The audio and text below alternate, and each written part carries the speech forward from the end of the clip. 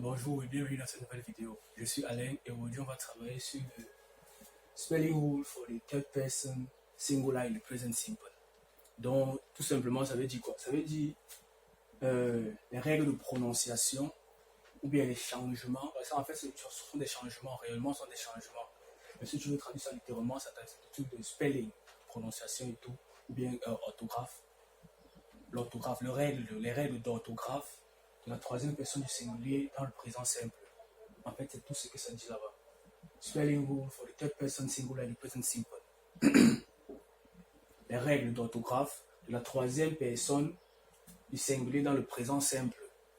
In English, en anglais.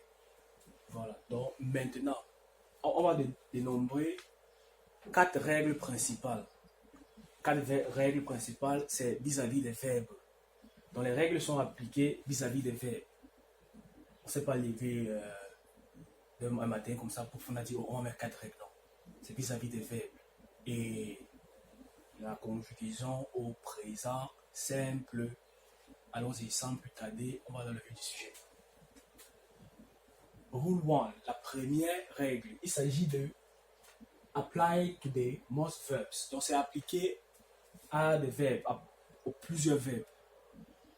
Donc à la grande majorité des verbes, c'est la première règle qui est appliquée. Et la première règle dit quoi? To add S. Add S. On ajoute S lorsqu'on conjugue à la troisième personne du singulier.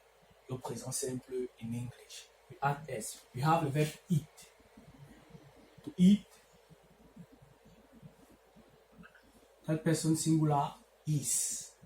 Et pour rappeler, la troisième personne du singulier la troisième personne du singulier va faire référence. J'ai d'abord dit font parce que ça a 3 catégories. On a le he, le she et le it. C'est pour ça que j'ai d'abord dit font, mais normalement, comme c'est la troisième personne singulière, on dira plutôt faire. Hits, sits. Eat, on sait tout ça veut dire manger. Talk, talks. C'est la troisième personne du singulier. Après, on a le runs, qui veut dire courir. Et après, on a read. Read, qui veut dire lire. Donc, reads. Reads. Read. We add S at the end. Donc, on envoie ici quoi? He eats. She sits. He talks. He runs. And she reads. On fait maintenant la deuxième règle. La deuxième règle en soi, c'est to apply to verbs ending in the consonant plus Y. Les verbes qui se terminent par une consonne suivie d'un Y. C'est quand on te met le plus Y. Le Y en anglais, c'est Y. Y. Tu as le verbe to fly. Ici maintenant, qu'est-ce qu'on fait? La règle dit quoi? Change the Y to E, to I, autant pour moi, and at ES. ES. Maintenant, si on veut lire ça carrément en français, ici là c'est I. Ici là c'est ES. Mais on est dans l'anglais à la base. On explique juste en français pour faciliter la compréhension de la grammaire. I. I en anglais c'est I. Don't forget. Maintenant, E en anglais c'est I. D'où le IS. IS. Comme on a le verbe par exemple to fly, ça se termine par une consonne. Et la consonne est suivie d'un Y. C'est ça qu'on a flies. Ici encore on a la même chose, to carry, ça se termine par un R. Par R. Carry, carries. On suit avec le verbe to study, étudier.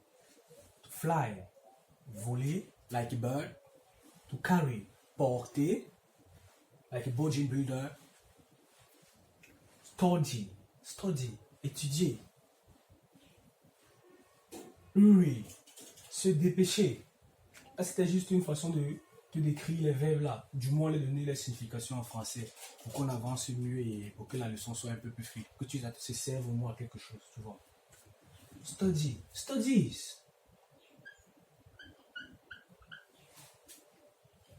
Read, reads. On va maintenant à la troisième règle.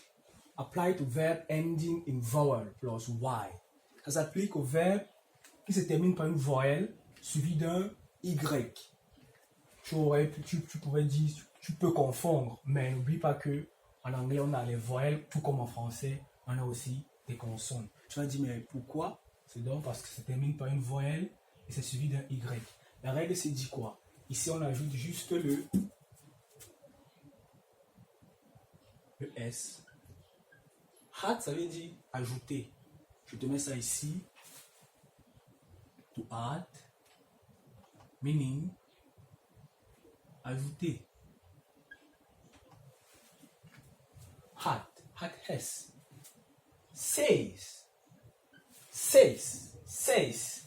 Play, plays, enjoys, and buys.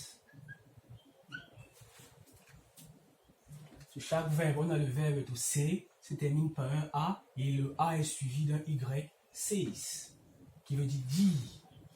Play, termine par un A qui est suivi d'un Y, plays. Enjoy, termine par un O suivi d'un Y, enjoys. Buy, termine par Y, par U, suivi d'un Y. Buys, buy, ça veut dire acheter, c'est dire, play, jouer. Enjoy, profiter, buys, acheter. On va maintenant allons-y pour la quatrième règle. Rule 4, rule 4, rule. Je te mets ça ici.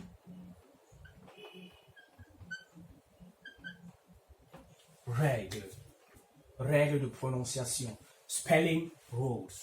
Règle de prononciation, bien règle d'orthographe. We have apply to the verbs ending in CH, S, X, SH or Z. Tu auras tout compris. Lorsque tu vois déjà le engine, engine ça veut dire c'est terminant. Participe présent du verbe finir, le verbe to end. To end, fini. N'oublie pas, avant qu'on arrive, on finisse avec la quatrième partie. N'oublie pas que sur mes vidéos, majoritairement sur mes vidéos, je donnerai des explications en anglais, des explications qui sont censées être en anglais, en français, pour que tu mémorises rapidement avec la grammaire et ainsi de suite, pour aller plus vite dans la compréhension. Il y a maintenant peut-être des concours et différents trucs qui vont t'aider. On termine avec la quatrième règle. On a dit que le verbe se termine avec le CH, le S, le X, le SH et le Z. Ici, tout ce qu'on a à faire, c'est had,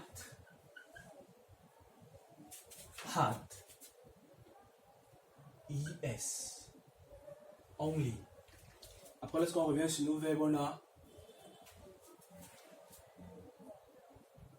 to watch, to pass, to fix, to wash, and to mix. Watch, watch.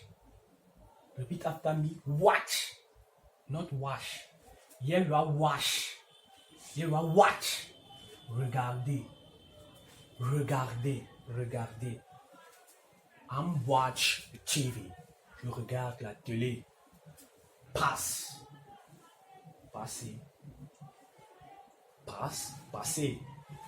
Fix, réparer. Fix, white TV. Wash, laver. Laver, wash. Maintenant, on revient dans le cours. To watch.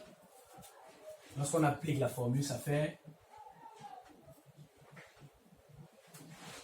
plus the ES, watches. Watch plus ES, watches. Pass plus ES, passes. Fix plus ES, fixes. Wash, wash. Pas watch, wash. Plus ES, watches. And mix plus ES, mixes. Mixes, qui veut dire mélanger. Au début de notre vidéo, on parlait de spelling rule for the third person singular in the present simple. En espérant que ma vidéo t'a aidé et surtout en espérant que tu vas mettre en pratique régulièrement pour améliorer ton anglais, je te conseillerais aussi de continuer à suivre mes différentes vidéos qui t'aideront à approfondir ta grammaire en anglais. Comme je t'ai dit de prime abord dans la première vidéo, merci d'avoir cliqué et merci de nous faire confiance. À une prochaine vidéo.